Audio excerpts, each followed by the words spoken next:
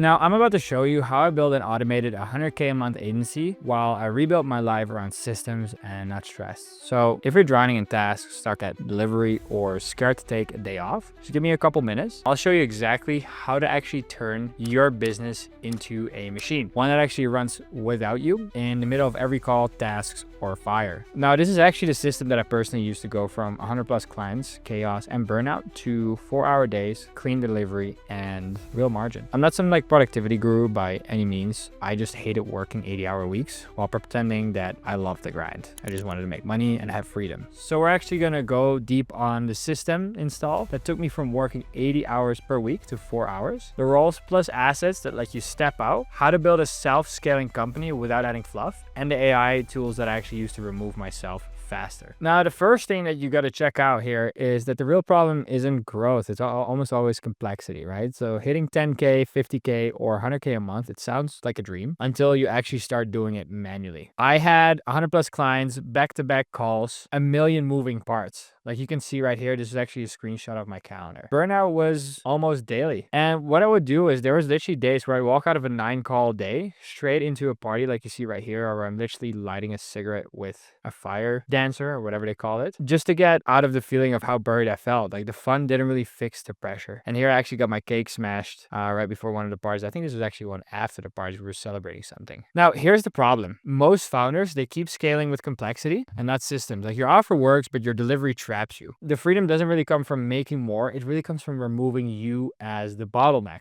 Me and my friends started calling this the exit operator system. And it really looks like this. It's a framework to remove, replace, and rebuild your business around roles and assets and not you, which basically allows you to have system-driven approach, which enables more founder freedom, which looks something like this. Right now, I'm DJing a lot because that was one of my hobbies that basically grew into a big passion for me. I'm doing galas and foundations to help raise more money, traveling the world here with my friend Graydon in Japan. Here we're having some Wagyu in there as well, and sold out shows all over Latin America. I basically want to talk more about like the 4-part system that actually replaces you. First things first, what you want to do is you want to draw out your business like a machine, basically generating leads, sales, fulfillment, retention, and yeah, of course, retaining clients. Now, for each function, like ask yourself, who owns this when I'm not around, right? Who owns it, for example, when I'm at a party or I'm doing one of my passions or my hobbies? Literally draw it out. Like I actually even used like a whiteboard while I was like hangover after like a 3-day DJ bender. Just get it done. And if it's not good, you can always revise it another day. But the main thing is just to get started with it. Part 2 is actually building the assets, right? So you want to make a Loom video for almost every task. And you want to then put the SOPs inside of Notion or Google Docs and create templates for onboarding forms, Slack workflows, reporting dashboards, etc. Now you can use AI tools to build this way faster. Like we had ChatGPT analyze all of our calls with clients and the onboarding calls and see what are our most successful clients doing in these calls and make the onboarding process catered around that. And of course you can polish it more with like Notion AI, etc. But honestly, we just use like Google Docs to save it and to drive everything in there. A lot of people also use Notion and Loom, but just try to keep it simple and try not to use too many softwares, right? Just stick to 2 or 3. It's my advice. Now also don't wait to feel ready. Like I literally made my first SOP in a hoodie at 2 a.m. after dinner in Medellin. And then I just like screen recorded the task, dumped it in a Google Doc, and boom,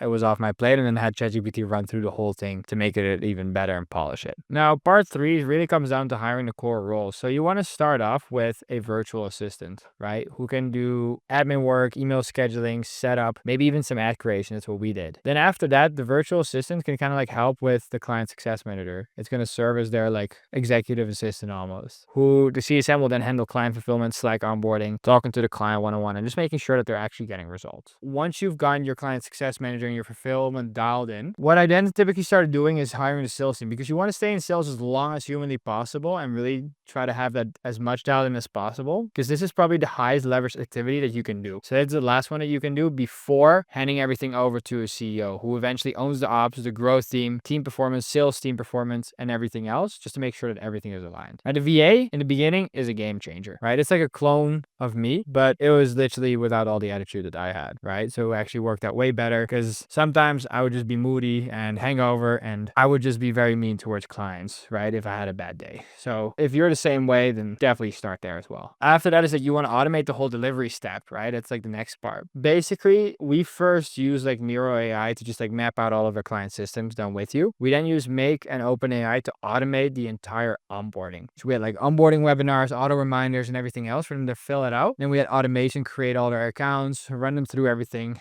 etc., etc. Again, that basically comes down to running everything through the onboarding funnel and through like a webinar stack. So we had like AI texting in there, sequences post sale, and AI calling just to confirm the onboarding steps and making sure that they go through everything. Because if you don't, a lot of times they're going to forget, they're not going to do the onboarding, and they're probably going to ask you for a refund if you don't take these necessary steps. And also they'll feel like, oh, I'm part of a real company and someone that's actually helping me out. And all of this is done, which is an automated onboarding. Like you nor your team doesn't even have to know what's happening at this point. They just need to make sure like, hey, the client gets on the call and everything is already set up. Now, this is not new stuff, but it keeps on changing, right? Like you have probably seen Alex Ramosi talk a bunch about AI and how to jump on this. And there's a reason why. It's because businesses are becoming more lean, more efficient, which means that they can become also cheaper, have less cost, and be more profitable maybe than your business. Because at the end of the day, really you need three things, which is docs, delegation, and a good delivery model. So you can replace yourself, have good SOPs, like even your team starts creating those once you step back. So you want to start with done for you, scale with done with you, and then automate the done with you. Which leads as a result, me and my buddies here, for example, traveling to Peru, buying a bunch of stupid alpaca hats, basically then being way too high in the mountains and almost getting like altitude sickness, right? So don't flex too long or get altitude sickness like Daryl here. Don't do that. I wouldn't advise it. Now, last is that you kind of like want to launch smart, right? That's like a very important part. So set a burn budget, right, for testing. Take early calls yourself, like, and learn the team objections. Because if you don't, you cannot like hand it off to someone if you don't even know what's going on yourself. Build a confirmation page with pre-call assets. This is for the sales teams as well as like your fulfillment team, right? This would just take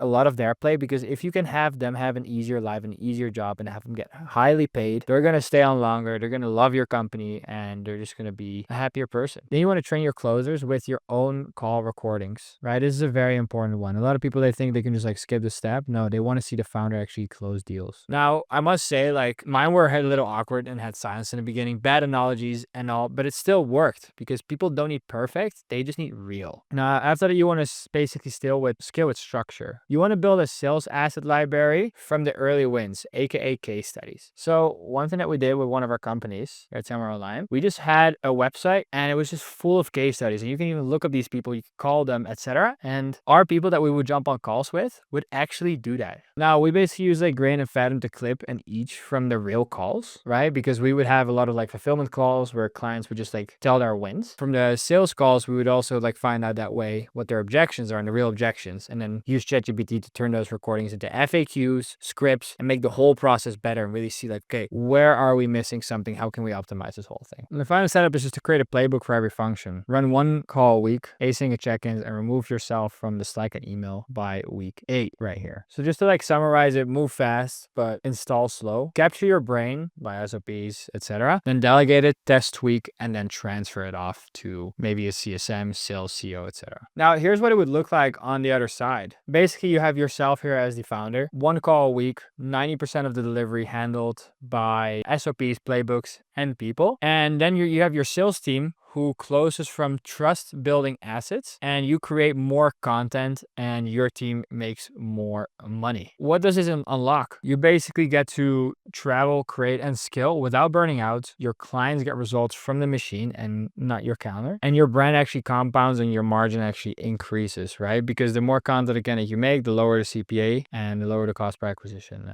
basically is what that means. Now, I've got my team handling onboarding while I'm literally halfway across the world, sometimes on the beach, spinning house tracks in a beach club, which is not flexing, but that's really the ROI of systems. Here's the AI that actually runs it. So we use like Loom AI for like team and client updates, Fathom plus ChatGPT to review client calls fast and also sales calls, and then Notion AI for task cleanup plus SOP polish, and then Miro AI, which is what I basically use in this video to run live strategy workshops as well. And then last, I use Make plus ChatGPT for onboarding flows and to automate everything. If you're ready to get out of the operator seat and install systems that actually scale without you, click the link in the description. I'll actually walk you through exactly how to rebuild your business around people, process, and product and step out within 30 to 90 days maximum. Now, I'm not selling you the dream. I'm just showing you how I went from burnout to bandwidth. So yeah, click the link and let's install your exit operator system.